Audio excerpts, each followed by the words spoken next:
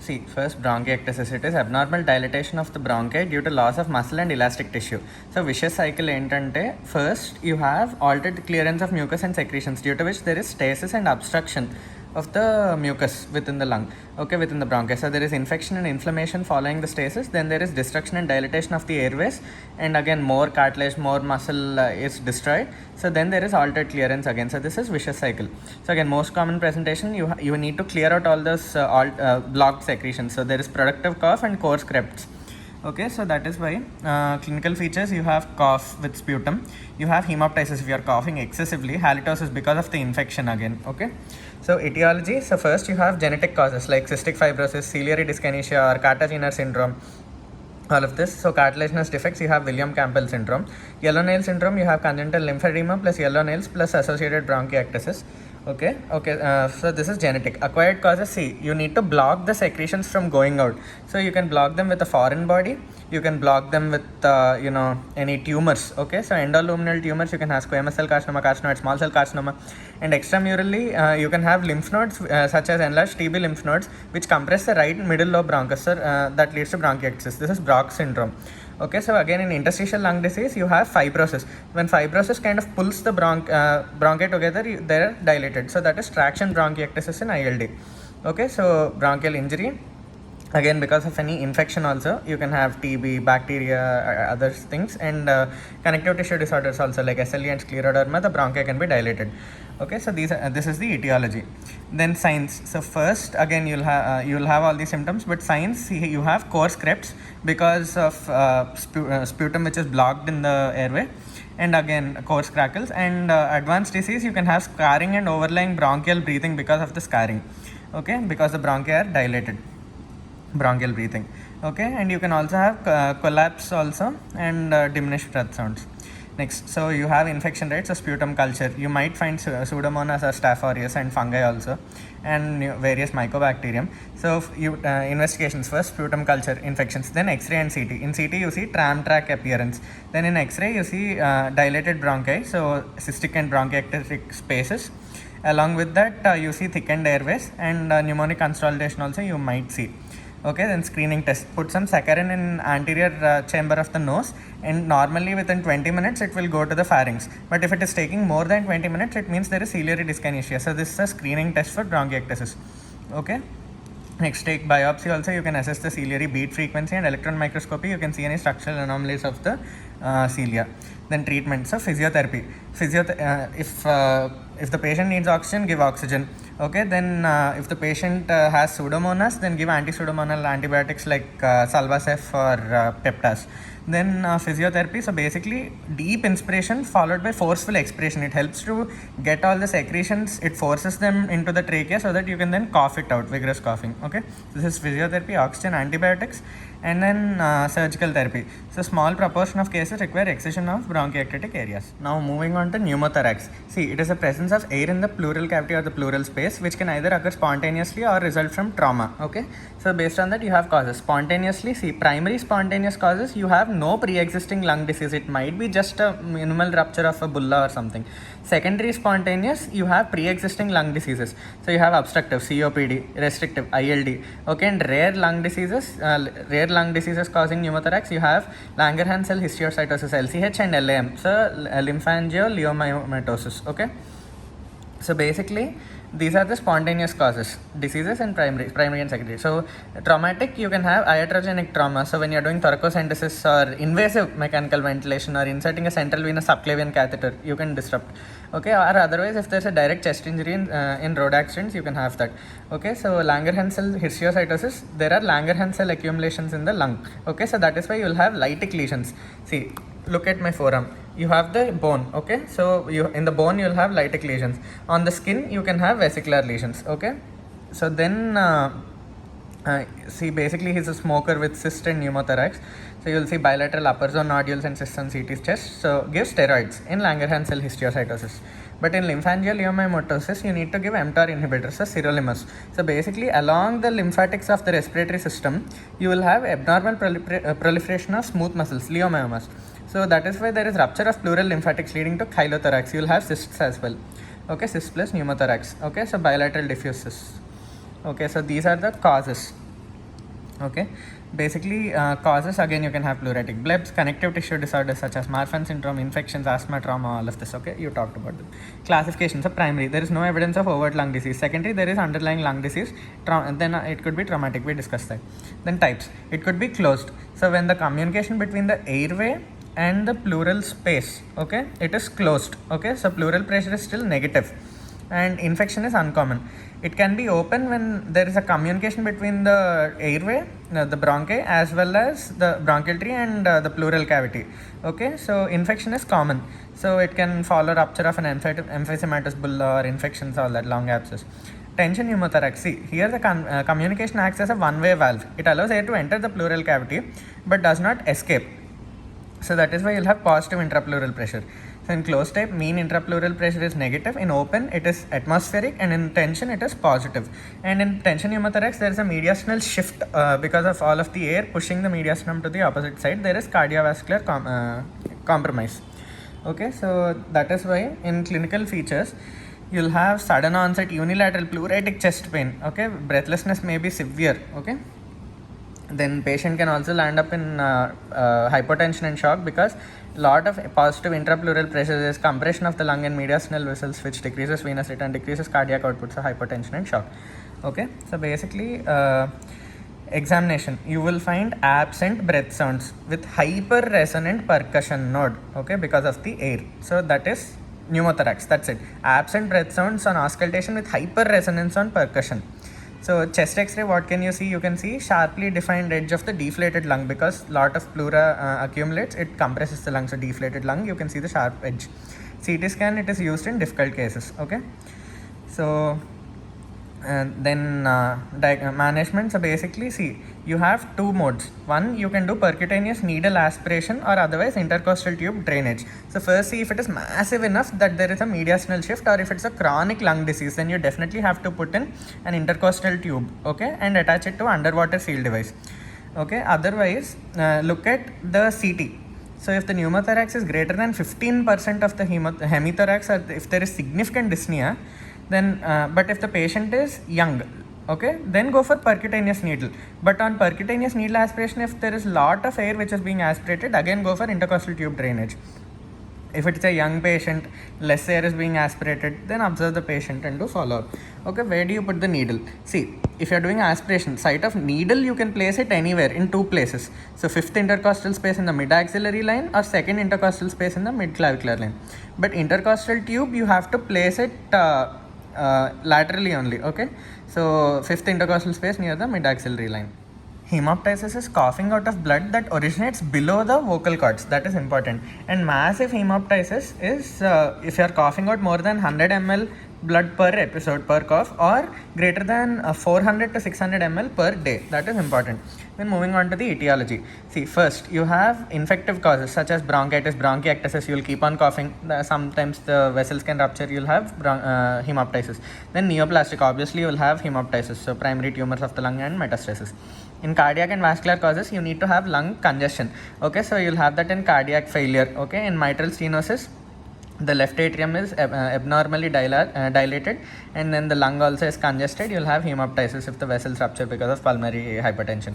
Okay, and then in pulmonary embolism also you can have hemoptysis. Pulmonary AV malformations also you can have them. Then systemic disorders, you can have coagulopathies. Okay, and other than that, you can have pulmonary renal syndromes like Goodpasture syndrome, Wegener's granulomatosis, etc., and connective tissue disorders as well. And you can have trauma. Okay, so investigations, obviously you will go for CBC in all cases, chest x-ray in all cases, CT in all cases, sputum examination as well, based on the history. In the history you ask about how many episodes and all that, and you go for flexible fiber optic bronchoscopy. And again, for cardiac causes you do ECG, for systemic causes you do antibody testing, and coagulopathies you do D-dimer and all that. Okay, so algorithm, see, if it is massive hemoptysis and if it is an unstable patient, first stabilize the patient and go for rigid bronchoscopy, because the most common cause of death in massive hemoptysis is asphyxiation with blood clot. So you need to remove the clot as soon as possible. So stabilize the patient and do rigid bronchoscopy. Then if the patient is stable, go for CT and fiber optic bronchoscopy. Okay, massive and stable, go for CT and fiber optic bronchoscopy. This is the main thing what you'll do. If it is non-massive, First, go for cheap investigation, that is X-ray. If the chest X-ray is abnormal, then go for CT, chest and fibrotic bronchoscopy, FOB, CT FOB. Okay. If the chest X-ray is normal and if it is a high risk patient, it's a CT FOB. Low risk patient but recurrent hemoptysis, CT FOB. But if it's a single episode, just reassure and give antibiotics. Okay. So in persistent hemoptysis, you can go for bronchial artery embolization or resection of the affected lobe. Rarely in pulmonary artery aneurysm, you can go for pulmonary artery embolization. Basically asthma, so it is characterized by shortness of breath, cough, wheeze, etc. due to reversible and variable bronchoconstriction. Reversible bronchoconstriction associated with airway hyperresponsiveness to variety of stimuli. Okay, so you have the hygiene hypothesis which is responsible for asthma. Moving on to the pathology, so whenever there is an allergen or pollen or dust, when it enters the lungs, so it stimulates the mast cells to secrete IgE. Okay, IgE again, when the IgE antibody is attached to the mast cells and all that, there is degranulation of mast cells leading to release of histamine, bradykinin, leukotrienes, etc., which cause bronchoconstriction and also excessive mucus secretion, airway hyperresponsiveness. So the lumen of the airways that gets obstructed, and there are symptoms, so dyspnea, dry cough, wheeze, chest tightness, etc. Okay, so basically it is allergen related. There is reversible airflow limitation, early presentation, relief with bronchodilators, and you follow the GINA guidelines for asthma. Then you have types of asthma, so extrinsic or atopic and intrinsic or idiosyncratic. So atopic asthma or extrinsic is allergen mediated. You have serum IgE increase, skin test is positive, childhood onset, and it is mild asthma. There's something called thunderstorm asthma due to pollen dispersal by strong winds. Okay, most common allergen is dermatophagoids, house dust mite. And immunotherapy is useful, so you give small dose of allergen extracts to increase the tolerance to the allergen. Whereas intrinsic or idiosyncratic, see, you don't find any trigger. Okay, it could be viral or bacterial, but it's not an allergen. So skin test is negative, serum IgE is normal, it is adult onset, and it is much more severe. Okay, again, etiology, you can have allergens, environmental allergens, diet, air pollution, occupational sensitivities, and respiratory infections. And you can have atopy. Okay, you can have airway hyperresponsiveness. You can have boys, the instance is more more common in Western countries, obesity, obese people, etc. Okay, so symptoms, clinical features. See, the triad of asthma: dyspnea, dry cough, and wheezing. Okay, DDW. Dyspnea, dry cough, wheezing along with chest tightness is that is classic of asthma, cardinal symptoms. Then respiration, it becomes harsh, expiration is prolonged, that is why you find a wheeze. Asthma usually worsens at the night, especially early in the morning because of lower temperature, and also end of an attack is marked by cough with thick stringy mucus. Okay, so signs, you have respiratory distress. Okay, so you have tachypnea, tachycardia. Okay, mild systolic hypertension, you are worrying, sympathetic drive is more, so tachypnea, tachycardia, hypertension, hyperinflated lungs. Okay, so there is an increase in the AP diameter of the thorax. Okay, asthma is obstructive, so you are obstructing outflow, so lungs are inflated, so hyperinflated lungs. Okay, high pitched polyphonic bronchi all over the lungs bilaterally. Okay, bilaterally high pitched polyphonic bronchi. When there is severe airway obstruction, you will see cyanosis. Okay, pulsus paradoxicus, completely silent chest. Okay, all these things you will see. So basically, moving on to the immunological. So we talked about extrinsic and intrinsic. Now we are talking about immunological. So type 2 and non-type 2. Type 2 asthma is most common type. So when there is an allergen, there is activation of type 2 response to Th2 helper response. So IL-4, 5 and IL-13 increase. Okay, the IgE, eosinophils, all that. Non-type 2 asthma is less common. Again, there is neutrophilic inflammation which causes bronchospasm. So diagnosis. So basically, I like to remember it as first you do PEFR, then FEV1, then spirometry. Okay, so spirometry, you will see an obstructive pattern. FEV1 by FVC ratio, obstruction to the outflow. So FEV1 decreases, whereas FVC may be normal, so the ratio may decrease. Okay, so bronchodilator reversibility. Next, see, PEFR variability, so it is greater than 10 see, I like to remember it as 10, 12 and 20. So PEFR variability is greater than 10% in a day. Bronchodilator reversibility, there is an increase in FEV1 of 12%, greater than 12% increase if you give a bronchodilator. And if you give methacholine, there is decrease in FEV1 by greater than 20% after methacholine inhalation, and it's a test for airway hyperresponsiveness. Okay, so that is why investigation, you see blood examination, increased eosinophils, total serum IgE. Okay, pulmonary function tests, all these changes you will see. ABG you will do. Okay, skin prick, methacholine test, etc. Okay, so treatment of asthma, let's move on to that. See, basically in treatment you have controller medications to reduce the inflammation. You control the inflammation, so you give inhaled corticosteroids and anti-leukotrienes. Reliever medications, it is for relief. Okay, so preferred reliever is low dose ICS plus formoterol. Formoterol is fast and long acting. Okay, beta agonist. Okay, and low dose ICS. See, first, asthma treatment is based on tracks. Track 1 and track 2. See, track 2 is followed in poor African countries. You can't afford the combination therapy. But track 1 in India and most Western countries, you are following that only, where the reliever is low dose inhaled corticosteroids plus formoterol. So stepwise management is what you have to write for asthma. See, first you have infrequent symptoms and frequent symptoms. Okay, infrequent symptoms, see, start with 2, 4, 5. So less than 2 symptoms per month. So it is step 1. Up to 4 to 5 symptoms, 4 to 5 days per week you see symptoms. So months and weeks. Okay, 2, 4, 5. So you'll consider it as step 2. So as needed, low dose inhaled corticosteroids and formoterol. Next, step 3. So nighttime awakening greater than 1 per week or symptoms on most days. So daily low dose inhaled corticosteroids and formoterol. Okay, but in step 4 and 5, see, you'll give formoterol everywhere, but low dose inhaled as needed here and daily here. Okay, so daily step 3 is daily low dose plus low dose ICS plus formoterol, medium dose ICS plus formoterol in step 4, high dose ICS and formoterol in step 5. Okay, that is what you need to consider. So step 4 is you'll have nighttime awakening greater than 1 per week and low lung function. And step 5 is severe. Okay, so add on, you need to consider an add-on LAMA also, tiotropium, and also consider biological treatments, omalizumab, anti-Ig, mepolizumab, anti-IL-5, anti-IL-5 receptor, benralizumab. Okay, all of this. Next, you need to remember that see, in between, if the patient gets any symptoms on step 3, 4, 5, you can use the same treatment for maintenance and same treatment as reliever, that is marked. Okay, maintenance and reliever therapy, ICS and formoterol. So mild, controlled with step 1 or 2, moderate is step 3 or 4, so severe is step 5. Okay, that is something you need to remember regarding step up therapy. So treatment, you have drugs, anticholinergics, cipratropium bromide, tiotropium bromide, methylxanthine, aminophylline, theophylline, leukotriene modulators, montelukast, zifilokast, anti-Ig antibodies, omalizumab, mast cell inhibitors. Okay, sodium chromoglycate and all that.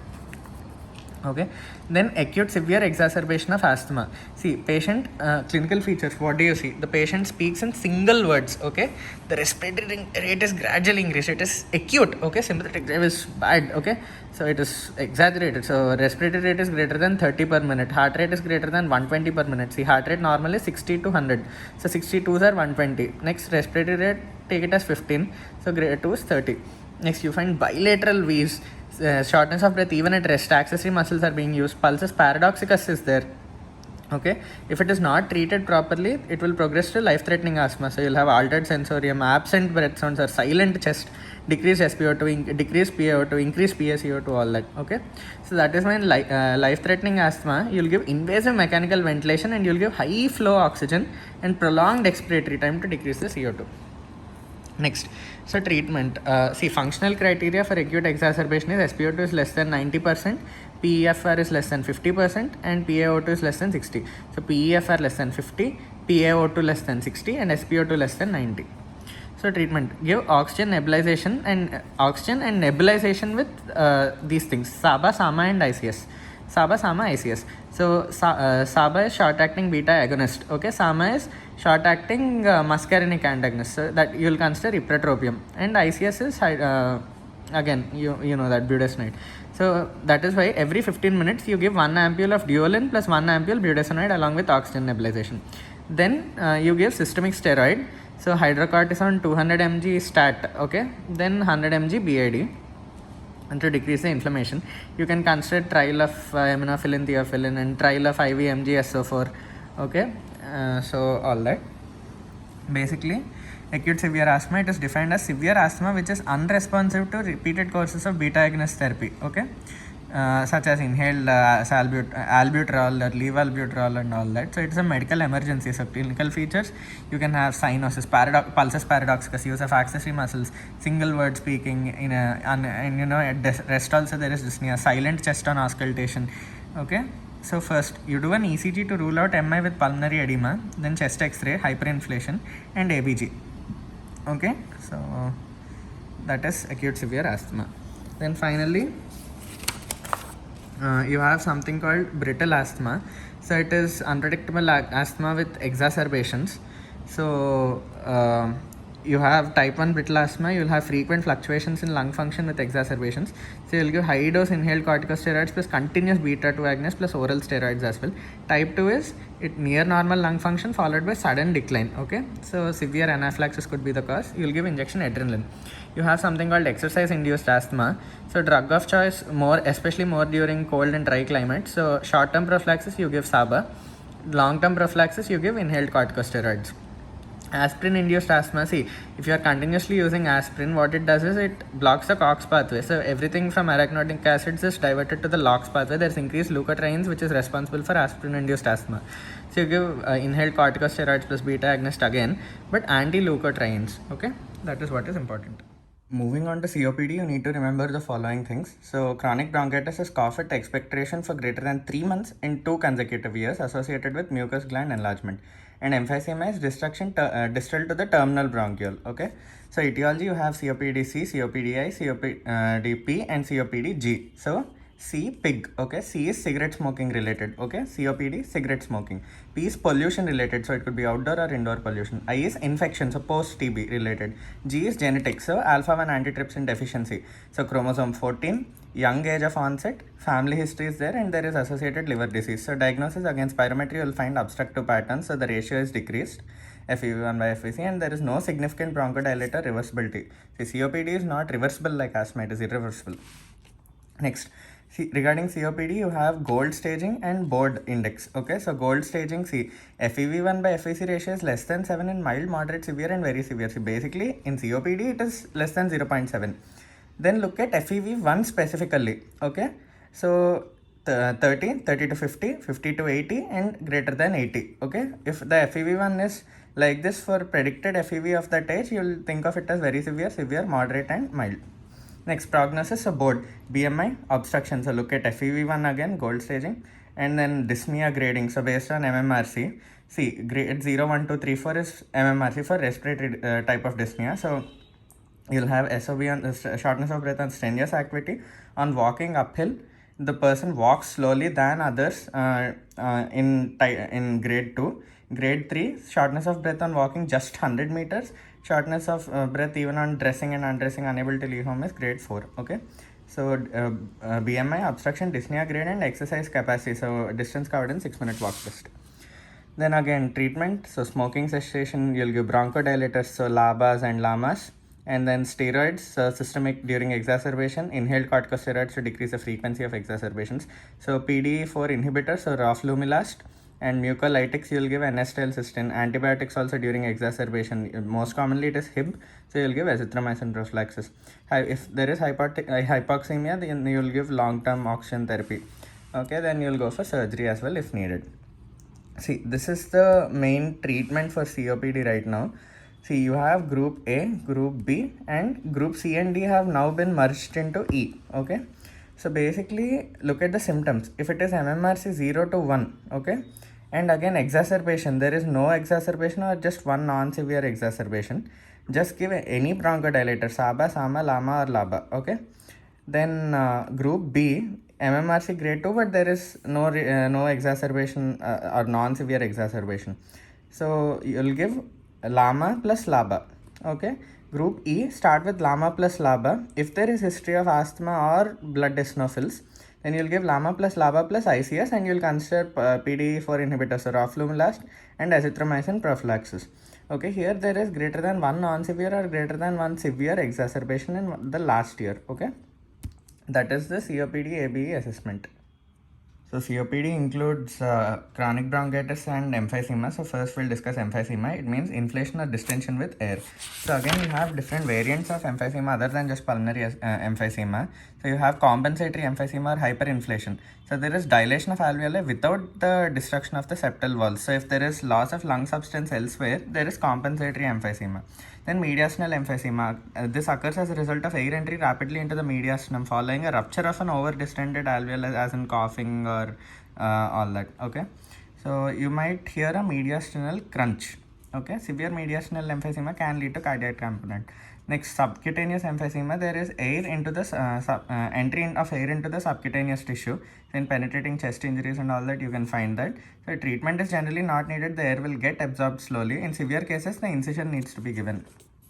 Next, pulmonary emphysema. It is a chronic lung disease characterized by abnormal, irreversible, permanent dilation of the air spaces distal to the terminal bronchiole. Okay, there is destruction of walls without fibrosis. Okay, so types of emphysema. So you have centriasnar. I like to remember it as centriasnar, panesnar, and paraseptal and irregular. Okay, so for centriasnar, I like to remember it as cup. So it mainly affects the upper lobes. You have cigarette smokers, you have coal workers associated pneumoconiosis, and you have chronic bronchitis. Okay, so that's it. Next, panesnar emphysema. So it is associated with A. So alpha 1 antitrypsin deficiency. It is more common in the lower lobes and most severe at the bases. Okay, all the air spaces distal to terminal bronchiole are dilated. Next, distal SNR emphysema. So basically in distal SNR you have dilated spaces of more than 1 centimeter in size. They are known as bullae, which may rupture and lead to spontaneous pneumothorax. Then it occurs adjacent to areas of fibrosis, scarring, or atelectasis. Then irregular scar or cicatricial emphysema, it occurs near the scar and is found around old healed inflammatory process, okay, such as a tuberculosis scar. It is the most common form of emphysema. So you can just draw this diagram, okay, centriasnar, panesnar, just paraseptal or distal, and then irregular. Next, etiology and pathogenesis. See, you have imbalance between anti-elastasis and elastasis. Okay, so that is why you'll have damage to the destruction of the walls, alveolar walls, and the dilation will be there. Okay, so again, alpha 1 antitrypsin deficiency and smoking. So here you can see the pathogenesis. So smoking and all that, cigarette smoke, and also alpha 1 antitrypsin deficiency, polymorphism of matrix metalloproteinases. Okay, there is increased susceptibility. So then what happens is there is inflammation, there is injury to the epithelial cells, okay, and there is defective response of the mesenchymal cells leading to decreased synthesis of extracellular matrix. That is why the wall is thinned out, it can get dilated. Okay, because of inflammatory reaction, the extracellular matrix is degraded. Here it is decreased. Okay, because of all this, there is destruction of alveolar parenchyma leading to emphysema. Okay, so again, moving on to clinical features. So you'll have dyspnea, okay, and you'll have dyspnea, cough with expectoration. Because dilated air spaces, you might have some secretions there, cough with expectoration, dyspnea. Okay, then weight loss, anorexia, lethargy, all that. Physical findings, see, general examination, all that is fine. On inspection, the patient is distressed and tachypneic. There is hypertrophy of the accessory muscles of respiration. During inspiration, there is exaggerated tracheal descent, which is called Campbell sign. Descent of trachea is called Campbell sign, DC, in emphysema. CDE, Campbell sign, descent of trachea in emphysema. Next, there can be excavation of the suprasternal and supraclavicular fossa and indrawing of the costal margins. Then there could be pursed lip breathing and barrel-shaped chest. This is very important. Okay, and then there's something called Dahl's sign. So there is hyperpigmentation over the knee. Next, Hoover's sign.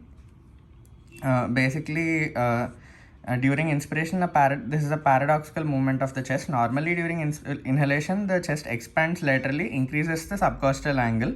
When the diaphragm is flattened, as in COPD, the inhalation causes the angle to decrease. Okay, so Dahl's sign, Hoover's sign, Hoof. You are looking at the angle in the groove, so subcostal. Okay. Next, Harrison's sulcus. This is a horizontal groove where the diaphragm is attached to the ribs. It is associated with chronic asthma. So like this, you can have Harrison's sulcus. Next, percussion. You can find hyper-resonant percussion note over the lungs because again, lot of air is there, lungs are over-distended. Reduced cardiac dullness and reduced liver dullness because they are pushed down. Then auscultation, you can find diminished intensity of the breath sounds.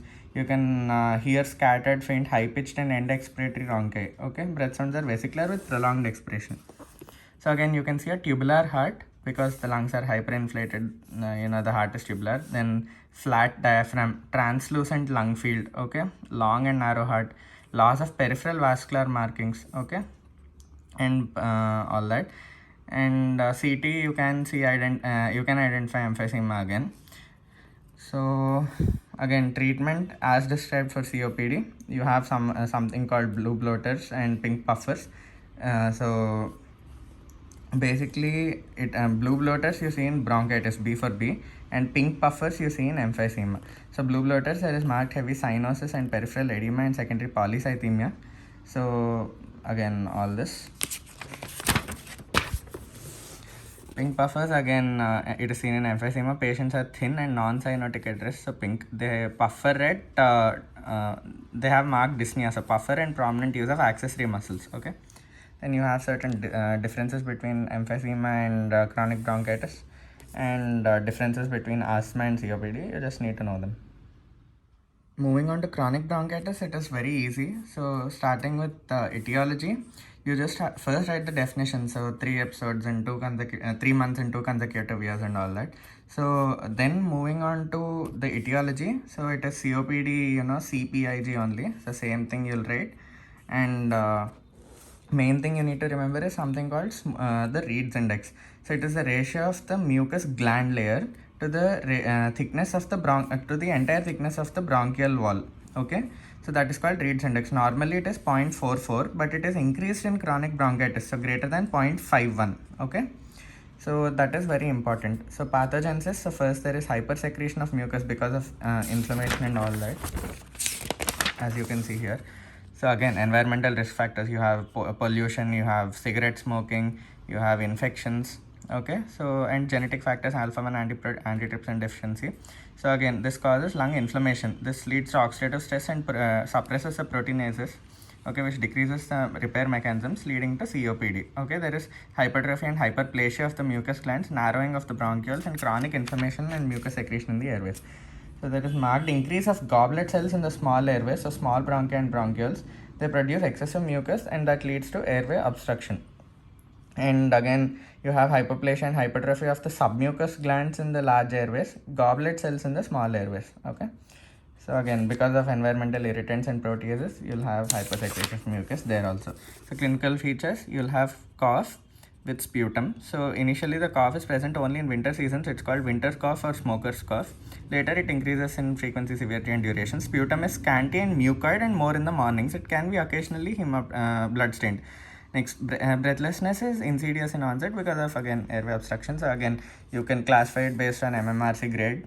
And physical signs, the patient is overweight, and in the early stages they're entirely normal. There's no respiratory distress also early stages.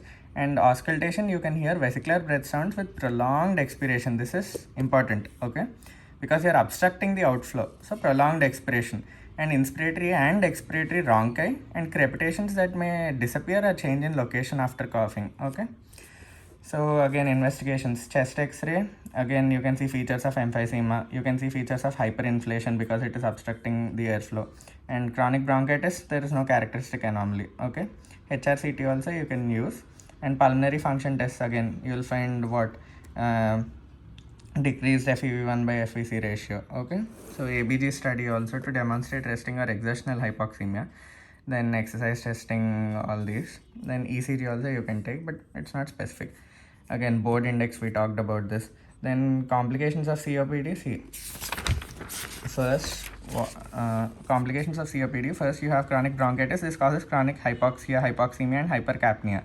Okay, so because of this, there is increased erythropoiesis and secondary polycythemia, leading to cyanosis. Okay, then again, because of chronic hypoxemia and hypercapnia, you'll have respiratory failure. Okay, then because of desaturation of hemoglobin, because of increased CO2, you'll have cyanosis. Okay, and then you'll have carbon dioxide necrosis. Also, you'll have pulmonary vasoconstriction because of lot of CO2. Then pulmonary hypertension, pulmonary right ventricular failure, and death.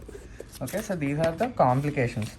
You'll have pneumonia, tuberculosis, lung cancer, and because the patient is just bedridden or something, if he doesn't move a lot, so deep vein thrombosis and pulmonary embolism. Okay, then again, these are all the drugs which are used. You can write it based on the table. So again, refined ABCD assessment tool. So first is spirometry. If the ratio is decreased, it is obstructive. Then look at how much airflow is being obstructed. So based on gold criteria, okay, look at FEV1. So 30 to 50, 50 to 80, greater than 80, just like that. Okay, this is greater than 80. Okay, So after that, assess the risks and symptoms, and based on that, do the staging. Okay. So previously it was group C and group D, but now it is all combined into group E. Okay, then acute exacerbations of COPD can also be there. So what will you give? You will give SABA, and you will give anticholinergic agent like ipratropium also. Intravenous aminophylline you can give. You will give antibiotics to patients with exacerbations. So you will give azithromycin prophylaxis or doxycycline or something like that. Then corticosteroids you will give to shorten the recovery time, and also diuretics in case of gross right ventricular failure. And you'll also give mechanical ventilatory support. It can be non-invasive or invasive. Now let's discuss pulmonary thromboembolism. So it's basically migration of thrombus into the pulmonary circulation. So predisposing factors, genetically you can have protein C proteinase deficiency, factor V Leiden mutation, hyperhomocystinemia, which increases the hypercoagulability.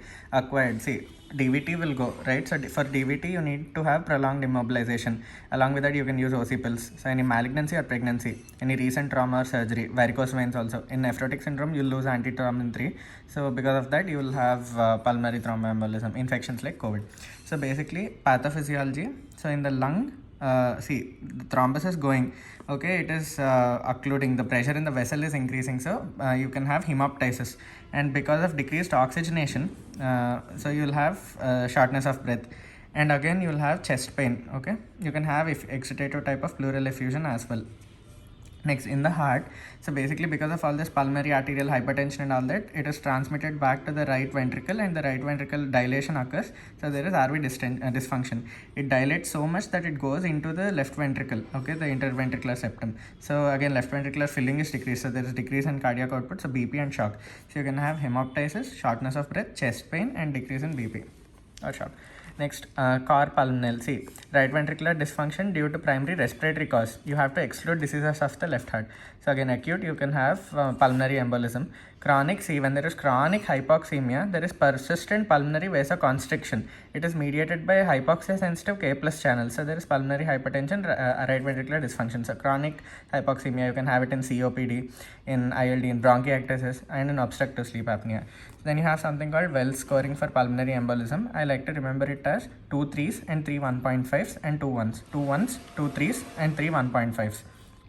So here, signs and symptoms of DVT, you'll give 3, and a strong clinical suspicion of pulmonary embolism, so alternative diagnosis is less likely, so again 3 points. So then look at PIH, okay, so prior history or past history of DVT 1.5, immobilization 1.5, again heart rate is greater than 100, so 1.5, and finally HC, hemoptysis and cancer. If you're coughing out blood anyway, a layperson will be scared of cancer, so 1 and 1. Okay, if the score is 4 or high, okay, greater than 4, high likelihood of pulmonary embolism. So if the score is high, don't waste the patient's time. If the score is low, don't waste the patient's money. So go for the best investigation of choice. So that is in high score. So go for CT pulmonary angiography. But if the score is low, don't waste the patient's money. First go for a D dimer. If it is high, go for CTPA. If it is normal, exclude pulmonary embolism. Okay. So that is why investigations. So ECG, most common finding is sinus tachycardia. Most specific finding is S1 Q3 T3. Okay, S waves in lead 1, S1 Q3. So Q waves in lead 3 and T3, inverted T waves in lead 3. Okay, S1 Q3 T3 pattern, most specific. And chest x-ray, most often it is normal. Special findings, see, you can have focal oligemia because it is blocking, okay, the embolism. So you can have focal oligemia, which is Westermarck's sign. Then you can have a wedge-shaped opacity, okay, because of the block. So that is Hampton's hump. Then you can have dilated right descending pulmonary artery. That is Palas sign. Okay, so here you can see the pulmonary artery, it is dilated. So that is Palas sign. Okay, so Westermarck's sign, focal oligemia, Hampton's hump, wedge-shaped opacity, Palas sign, dilated pulmonary artery. Then if you do a lower limb venous ultrasound to rule out DVT. Echo, RV hypokinesia, that is called McConnell's sign. Again, D dimer, it's a fibrin degradation product. It is elevated in pulmonary embolism. It can be used as a screening test. Investigation of choice is CTPA. Okay. Gold standard is invasive pulmonary arteriography, but you no longer do it, and because it is way too invasive. And ventilation perfusion scan, it has limited use. Okay, So management of pulmonary embolism. See, if it's a massive pulmonary embolism, you go for thrombolysis. You try to bust the clot or the embolus. Okay. So first, the patient will be in shock. So give 500 ml NS plus vasopressor. Start anticoagulation. Definitive treatment is thrombolysis. Submassive pulmonary embolism and minimal pulmonary embolism. You first normalize the BP and all that if it is abnormal and start anticoagulation. Okay. So you give oral heparin and warfarin. If there is any hemodynamic compromise, you selectively go for thrombolysis. Okay. So again, thrombolysis you use altiplase. Okay. Anticoagulation you give heparin and warfarin. Okay. So CTP and all that.